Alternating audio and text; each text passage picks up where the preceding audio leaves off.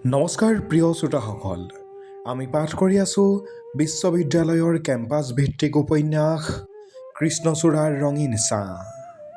এয়া দ্ৰাবিংশ খণ্ড, অতীতৰ দীঘলীয়া ছাঁ। বিশ্ববিদ্যালয়ৰ নিৰ্বাচনৰ দিন ঘোষণা হোৱাৰ লগে লগে নীলাচলৰ বতাহত এক নতুন উত্তেজনাৰ সৃষ্টি হ'ল। অৰ্ণৱে এইবাৰ পোনপটীয়াকৈ নিৰ্বাচনত অৱতীৰ্ণ হোৱাৰ সিদ্ধান্ত লৈছে। ৰাজীৱ দা আৰু বিকাশ দুয়োটা গোটেই অৰ্ণৱক সমৰ্থন জনাইছে। এয়া আছিল বিশ্ববিদ্যালয়ৰ ইতিহাসত এক বিৰল ঘটনা, য'ত এজন নিৰপেক্ষ আৰু সততাৰ প্ৰতীকক সকলোৱে মিলি নেতা হিচাপে গ্ৰহণ কৰিছে। কিন্তু এই আনন্দৰ মাজতে অনন্যাৰ মুখত এক প্ৰকাৰৰ অস্বাভাৱিক গাম্ভীৰ্য লক্ষ্য কৰা গৈছে। সেইদিনা অৰ্ণৱ আৰু অনন্যা কেণ্টিনত বহি আছিল। ঠিক তেনেতে এগৰাকী আদবয়সীয়া মহিলা কেণ্টিনলৈ সোমাই আহিল। তেওঁৰ পিন্ধনত এক গহীন সাজ আৰু মুখত এক কঠোৰ ভাৱ। মহিলাগৰাকী পোনপটীয়াকৈ অনন্যাৰ মেজৰ ওচৰ পালেহি। অনন্যাই তেওঁক দেখাৰ লগে লগে কঁপি উঠিল আৰু চকীখনৰ পৰা থিয় হ'ল। মামী, আপুনি ইয়াত? অনন্যাৰ মাতটো ভয়ত সৰু হৈ পৰিল। মহিলাগৰাকীয়ে অৰ্ণৱক এবাৰ তীক্ষ্ণ দৃষ্টিৰে চালে আৰু তাৰ পাছত অনন্যাৰ ফালে ঘূৰিলে। তোমাৰ বাইদেউৰ পৰা খবৰ পালোঁ যে তুমি ইয়াত খুব জিলিকি উঠিছা, কিন্তু তুমি পাহৰি যোৱা নাইতো, তোমাৰ জীৱনৰ সিদ্ধান্ত লোৱাৰ অধিকাৰ এতিয়াও আমাৰ হাততে আছে। অৰ্ণৱে একো বুজি নাপাই সুধিলে, ক্ষমা কৰিব, আপুনি কোন?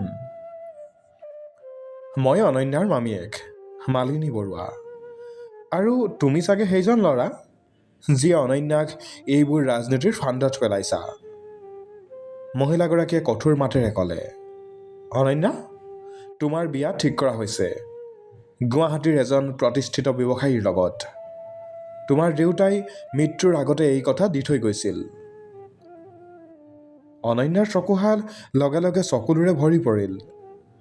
কিন্তু মামী, দেউতাই কেতিয়াও মোৰ সন্মতি অবিহনে একো নকৰে বুলি জানিছিলোঁ, আৰু এতিয়া মোৰ পঢ়া শুনা চলি আছে।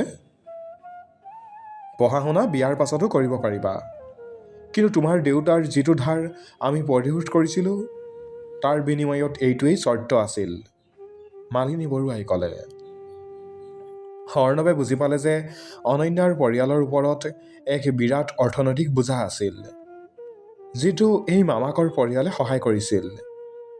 এতিয়া সেই সহায়ৰ বিনিময়ত তেওঁলোকে অনন্যাৰ জীৱনটো কিনি ল'ব বিচাৰিছে।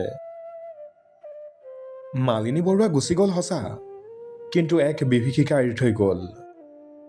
অৰ্ণৱে অনন্যাৰ হাতখন ধৰিব খুজিলে, কিন্তু অনন্যাই নিজকে আঁতৰাই নিলে।